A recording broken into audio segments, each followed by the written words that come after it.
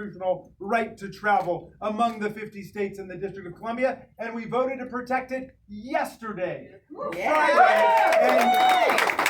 And under the legislation which we passed yesterday, if we can get it through the Senate, if we can get it over the filibuster, any state or anybody who acts under the color of state law, who tries to interfere with your right to go from one state to another for the purposes of health care, can be sued and can be enjoyed by the United States of America.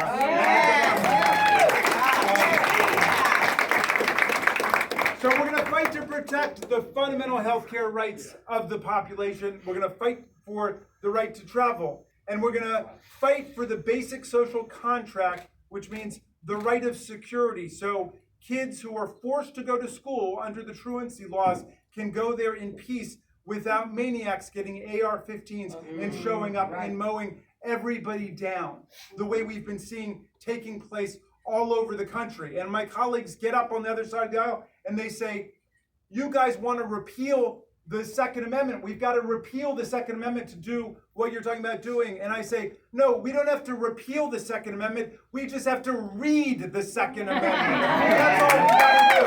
Just read it.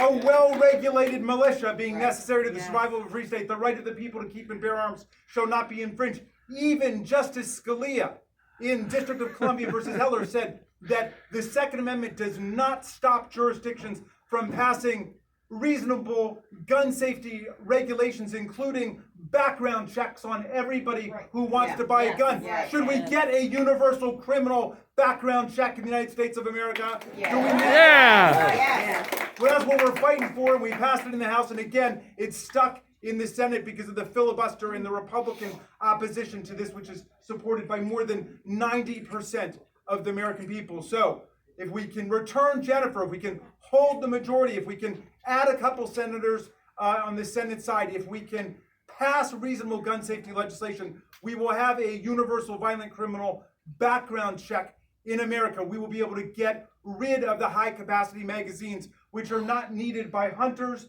and they're not needed by any of us for self-defense. That is just a killing machine. And we've seen over the last several weeks what that means in terms of the carnage building up in the country. Right now, gun violence is the leading cause of death in America for children under 18 years old. Gun violence. We're the only country in the world where gun violence is the leading cause of death. So can we put Jennifer Wexton back in the House of Representatives? Yeah!